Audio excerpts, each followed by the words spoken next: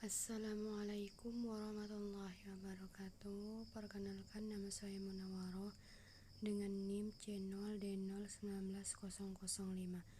Baiklah, saya akan mempresentasikan akuntansi pajak atas perolehan aset tetap. Akuntansi pajak atas perolehan aset tetap adalah aset tetap yang diperoleh dengan pembelian dalam bentuk siap pakai, dicatat sejumlah harga beli ditambah dengan biaya-biaya yang terjadi saat perolehan atau konstruksi dan atau jika dapat diterapkan.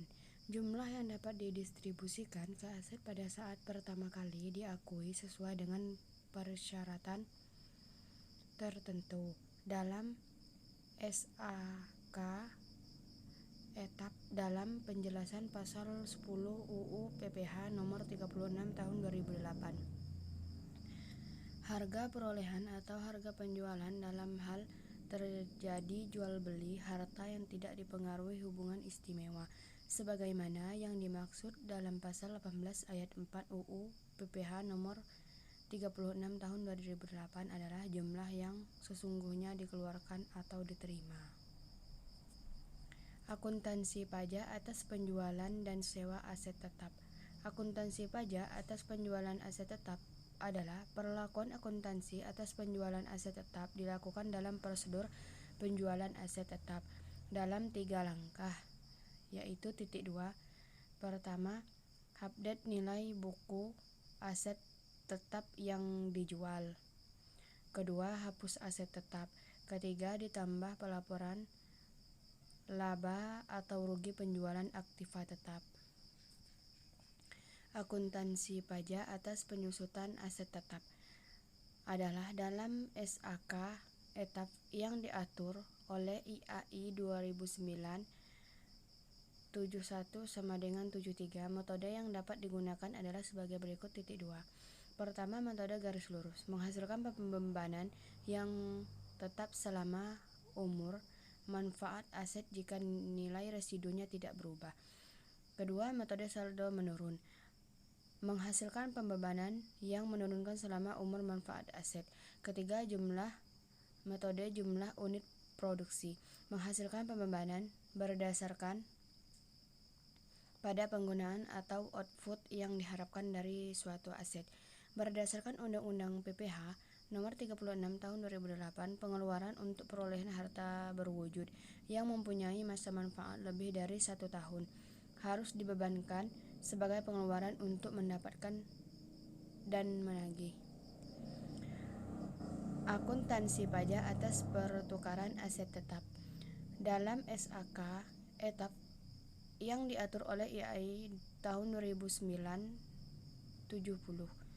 Apabila aset tetap diperoleh melalui pertukaran dengan aspek non-moneter atau kombinasi asas moneter dan non-moneter, maka biaya perolehan diukur dalam nilai wajar, kecuali transaksi pertukaran tidak memiliki substansi komersial. Nilai wajar aset yang diterima atau aset yang diserahkan tidak dapat diukur secara andal, maka biaya perolehan diukur pada jumlah tercatat yang diserahkan. Menurut penjelasan pasal 10 UU PPH nomor 36 tahun 2008, nilai perolehan atau nilai penjualan dalam hal terjadi tukar-menukar harta adalah jumlah yang seharusnya dikeluarkan dan diterima berdasarkan harga pasar. Harga yang diperoleh berdasarkan transaksi tukar-menukar dengan harta lain, maka nilai perolehan atau nilai penjualan adalah jumlah yang seharusnya dikeluarkan atau diterima berdasarkan harga pasar.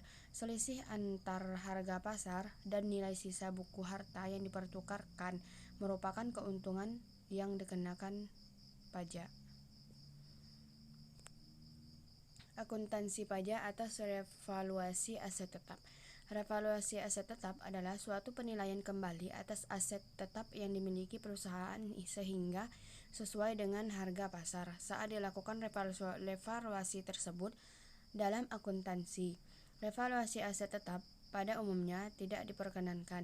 Namun menurut paragraf 15 tahun 2009, Penyimpangan dari ketentuan ini dilakukan berdasarkan ketentuan pemerintah. Dengan adanya kewenangan dari pemerintah untuk mengatur penyimpangan dari konsep biaya perolehan, maka dikeluarkanlah peraturan mengenai penilaian kembali aset tetap melalui PMK 79 atau PMK 03 atau tahun 2008 tanggal 21 Mei tahun 2008 yang menggantikan KMK 86 atau KMK 03 atau 2002 tanggal 28 November 2002. Di dalam laporan keuangan haruslah dijelaskan mengenai penyimpangan tersebut di dalam penyajian aset tetap serta pengaruh dari penyimpangan terhadap gambaran keuangan entitas.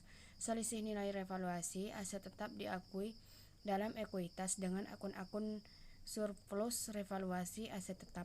Akun tersebut dalam ekuitas dapat dipindahkan langsung ke saldo pada saat aset tersebut dihentikan pengakuannya. Hal ini meliputi pemindahan surplus revaluasi aset tetap. Pada saat penggantian aset tersebut, surplus revaluasi aset tetap dapat dipindahkan sejalan dengan penggunaan aset oleh entitas. Baiklah, hanya itulah yang dapat saya sampaikan. Lebih dan kurangnya saya mohon maaf. Saya akhiri, wabillahi taufiq wal hidayah. Wassalamualaikum warahmatullahi wabarakatuh.